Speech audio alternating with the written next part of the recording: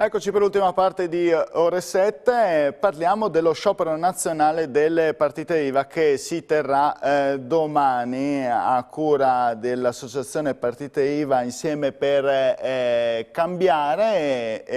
Esercenti, commercianti, negozianti non alzeranno le loro saracinesche, soprattutto nella zona della Carnia che si mobilita a partire dal proprio capoluogo di Tolmezzo. Siamo con una delle organizzatrici, o meglio delle aderenti di questa associazione che si è creata da poco, Grisca Grava, che dovremmo avere in collegamento. Buongiorno. A tutti e ringrazio per avermi contattata per poter parlare di quanto ci apprestiamo a fare, insomma, in questi giorni. Ecco, come vi siete organizzati? Quante sono diciamo, i commercianti che aderiscono a questa vostra mobilitazione e di che cosa si tratta? Allora, qui in Carnia siamo in moltissimi. Si pensi che a Tolmezzo, solo a Tolmezzo, hanno aderito 100 attività e ce ne sono numerose anche limitrofe.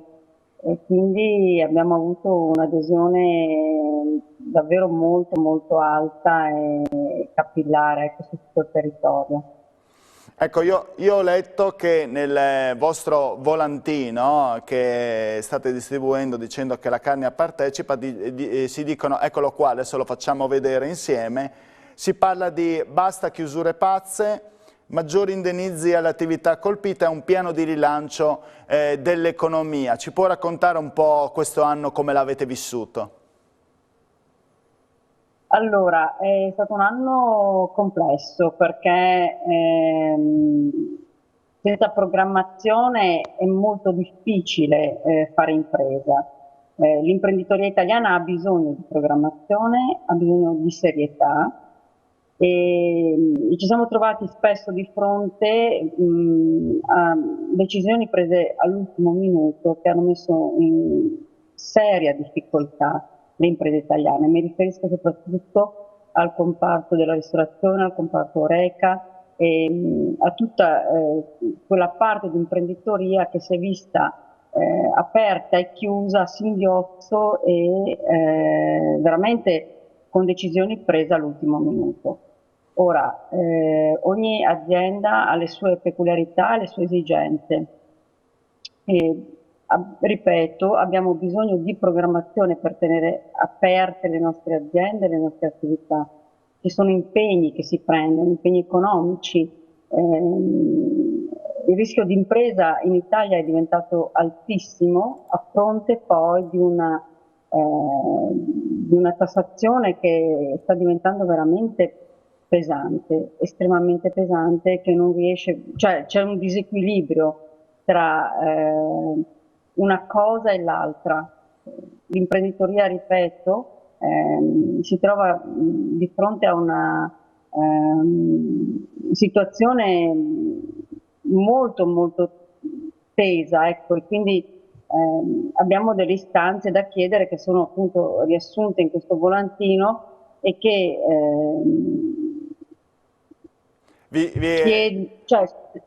prego? No, questa istanza appunto le riassumo anche, si parla di drastico taglio del carico fiscale, del condono fiscale, della premialità dei virtuosi, della liquidità immediata alle imprese, della moratoria dei rating bancari, tutela al lavoro autonomo. Ecco, soprattutto voi siete il partito partito apolitico in questo caso, ovviamente delle partite IVA che vuole far sentire la propria voce, che magari di ristori ne ha avuti ma pochi rispetto a quello che voi cercate di guadagnare e lavorando sulle vostre spalle da soli nel corso dell'anno. Non siete certo stati aiutati, magari molto meno rispetto ad altri, tutelati. Sì, c'è una distanza siderale in questo momento tra l'imprenditoria e lo Stato. Le istituzioni sembrano non capire fino in fondo cosa c'è dietro alla micro e alla piccola imprenditoria italiana, ecco. E quindi ci siamo trovati veramente ad affrontare degli impegni e dei costi, delle spese che sono diventate insostenibili. soprattutto per certi comparti che stanno pagando un prezzo altissimo. Mi riferisco di nuovo alla ristorazione, per esempio, ma anche a tutto il mondo dello sport, che ci sono attività che sono chiuse da oltre un anno. Ecco, lei ha giustamente ricordato il mondo dello sport, ma anche quello del cinema, pensiamo, del teatro, quindi della cultura, Sì, che certo. sì, dovrebbe riaprire il 27 di marzo, ma certo che se siamo in zona rossa c'è poco da sperare. Se dovesse esserci a partire dal lunedì zona rossa, quindi anche negozi chiusi, lei ha parlato di ristorazione, ma il rischio anche adesso per i negozi, cosa vorrebbe dire chiudere nel periodo pasquale? Eh, non so nemmeno come risponderle a questa domanda, cioè è stata la stessa cosa che abbiamo vissuto a dicembre, ci hanno chiuso il 24 dicembre, la giornata più proficua dell'anno. Cosa le devo dire? Lei, C'è amarezza, veramente c'è amarezza, c'è stanchezza anche, e questo lo avverto tra i colleghi e tra tutti quelli che operano sì, nel settore dell'imprenditoria privata, ecco. E stanno pagando un prezzo altissimo anche i dipendenti dell'imprenditoria privata, perché sono spesso in cassa integrazione, e essere in cassa integrazione che cosa significa? Significa avere meno entrate, significa innescare inevitabilmente un circolo vizioso, perché è chiaro che se una famiglia ha un'entrata del 40%, 30-40% di meno, è chiaro che quella famiglia avrà un potere d'acquisto ridotto in proporzione molto alta, ecco, insomma, quindi ehm, non tutti, solo, sì, non solo, comunque ricordiamo che non solo voi a Tolmezzo e nelle aree limitrofe, come lei ha ricordato all'inizio, protesterete in questa maniera più che simbolica, ma ci sarà anche una delegazione, se non sbaglio, a Roma.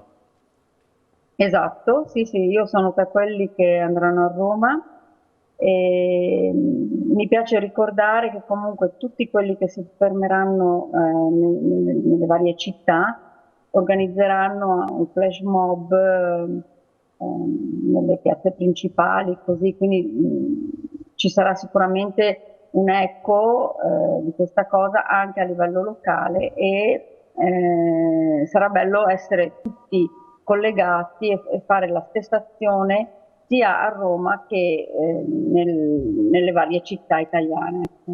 Ecco, giusto per ricordare che tipo di flash mob è, cioè nel senso non si tratterà solo di una chiusura dei vostri locali, cosa farete esattamente? Se c'è Allora, i un'anticipazione? locali sono tutti chiusi, no? I negozi, eccetera, sono tutti chiusi, e tanti hanno organizzato di ritrovarsi nelle piazze con cartelli a tema, insomma, per dimostrare e soprattutto sostenere quello che stiamo andando a fare anche a Roma.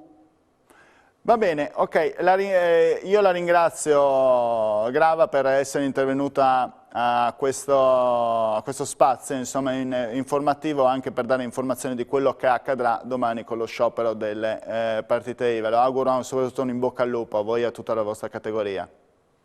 Grazie infinite, grazie per averci dato questo spazio e per poter parlare delle nostre istanze, insomma, di quello che vogliamo ottenere, di quello che vogliamo portare avanti. Grazie, grazie ancora.